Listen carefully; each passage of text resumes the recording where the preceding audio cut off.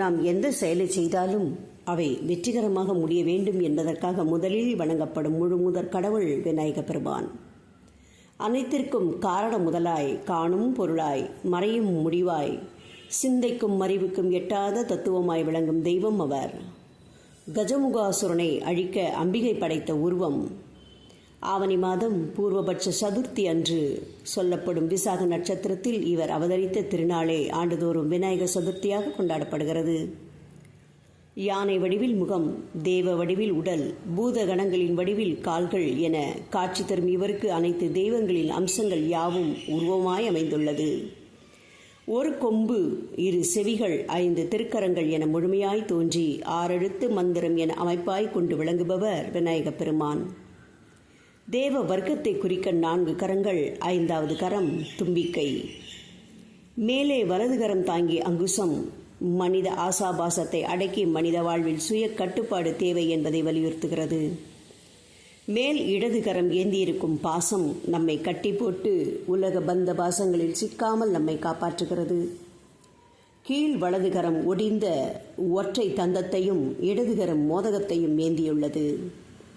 யானையின் தலை, துதிக்கை, காது இம்மூன்றும் சேர்ந்து ஓம் என்னும் பிரணவ மந்திரத்தை விளக்க வேண்டி ஓம்கார வடிவம் உடையவராய் திருக்காட்சி தருபவர் விநாயக பெருமான். விநாயக பெருமானின் பேழை வயிறு அண்ட சராசரங்கள் அனைத்தையும் அவருக்குள் அடக்கம் என்பதை குறிக்கிறது. இடுப்பில் கச்சையாக அணிந்திருக்கும் பாம்பு சக்தியின் சின்னம். மூலாதார மூர்த்தியான அவர் குண்டலினி சக்தியை இடுப்பில் அரணான கயிறாக இறுக்கி கட்டியிருக்கிறார். பிள்ளையார் பூஜை ஆடம்பரமற்ற பூஜை. இதனை விரும்புபவர்கள் யார் வேண்டுமானாலும் செய்யலாம்.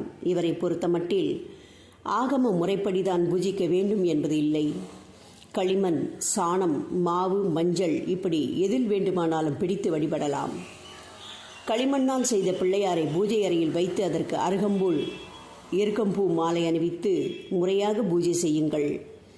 நெய்வேதனத்தில் அவல் பொரி, வடை, கொழுக்கட்டை, லட்டு, தேங்காய், பருப்பு, பழங்கள், கரும்பு, சுண்டல், பாயாசம், அன்னம் ஆகியவை இடம்பெறும். பூஜை முடிவில் விநாயகர் அகவல் பாராயணம், தோப்புக்கரணம், தலையில் குட்டி கொள்ளுதல், சிதறுகாய் போடுதல் ஆகியவை நிகழ வேண்டும். சதுர்த்தி அன்று விநாயகரை முல்லை, கரிசலாங்கண்ணி, வில்வம், ஊமத்தை, இலந்தை, வெள்ளரிக்கம்பூ, துளசி, வன்னி, நாயுருவி, கண்டங்கத்திரி, அரளி, எருக்கு, மருதை, விஷ்ணுகிராந்தி, மாதுளை, தேவதாரு, மருவு, அரசு, ஜாதிமல்லி, தாழை, அகத்திக்கீரை ஆகியவற்றின் இலைகளால் அர்ச்சிப்பது மிகவும் விசேஷம்.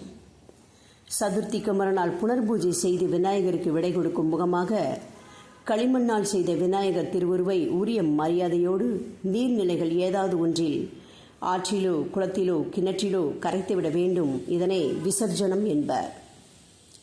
விநாயகர் சதுர்த்தி அன்று குறைந்தபட்சம் 9 பிள்ளையார்களை தரிசிப்பது மிகவும் நல்லது.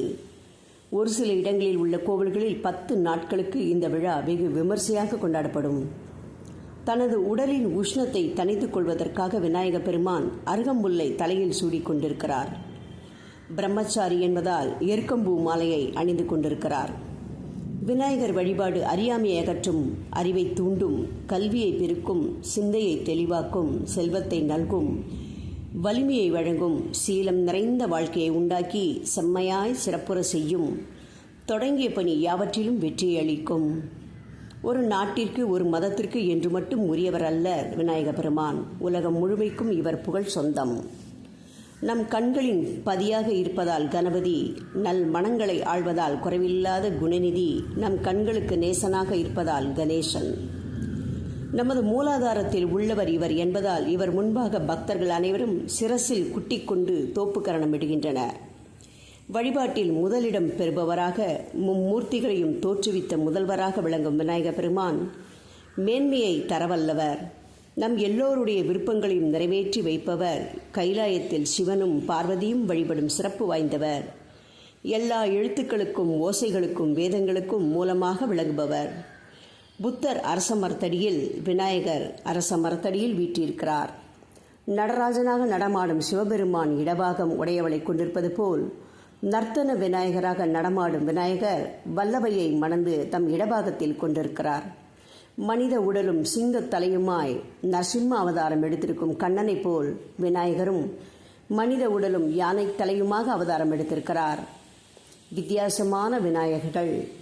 கன்னியாகுமரி மாவட்டம் கேரளாபுரத்தில் உள்ள மரத்தடி விநாயகர் ஆவணி முதல் தை வரை 6 மாதங்கள் கருமையாகவும், மாசி முதல் ஆடி மாதம் வரை 6 மாதங்கள் வெண்மையாகவும் காட்சி தருகிறார். வேலூர் மாவட்டம் தேனாம்பாக்கத்தில் உள்ள லிங்க உருவிலுள்ள விநாயகரை சுற்றி 10 வித விநாயகர்கள் காட்சி தருகின்றனர். திருச்செங்காட்டான குடியில் உள்ள விநாயகர் மனித உருவில் எழுந்தருளியுள்ளார். சுசீந்திரத்தில் பெண் உருவில் கணேசினி என்னும் பெயரில் காட்சி தருகிறார். பாண்டிச்சேரி மணக்குள்ள விநாயகர் 6 முகங்களுடன் காட்சி தருகிறார். சேலம் சுகவனேஸ்வரர் கோவிலுள்ள கணபதி 2 கைகளிலும் கொழுக்கட்டை ஏந்தி காட்சி தருகிறார். விநாயகரை வழங்கி வழிபட்டவர்களை காண்போம். பிரம்மன், விஷ்ணு, தட்சன், முர்சலன், வீமன், இந்திரன், ருத்ரன், உமை, கர்த்தமன், நளன், சந்திராங்கதன், சண்முகன், மன்மதன், ஆதிசேஷன், புருசண்டி, அங்காரகன், சந்திரன், சீரசேனன், பரசுராமன், ராவணன், அகத்தியர், காசியபவன், இலக்கண சுந்தரி மற்றும் பலர். விநாயகருக்குரிய விரதங்கள்: வாரந்தோறும் வரும் வெள்ளிக்கிழமை வருடந்தோறும் வரும் விநாயகர் சதுர்த்தி, வளர்பிறை சதுர்த்தி, செவ்வாய்க்கிழமை விரதம், சங்கடகர சதுர்த்தி. 3 கைகள் மனிதருக்கு, அந்த 3வது கை நம்பிக்கை. நம்பிக்கையோடு தொழுபவருக்கு எந்த நாளும் எதிர்வரும் தும்பிக்கை. அகிலமாகும் விநாயக பெருமானை இந்த விநாயகர் சதுர்த்தி திருநாளன்று வழிபட்டு கல்வி, தானம், தனம், தானியம், அழகு, புகழ், பெருமை, இளமை, அறிவு, சந்தானம், வலிமை, துணிவு, வாழ்நாள் வெற்றி இவைகளை பெற்று பெருவாழ்வு வாழ்வோம், நிம்மதியை பெறுவோம். ஓம் கணேசாய நமக.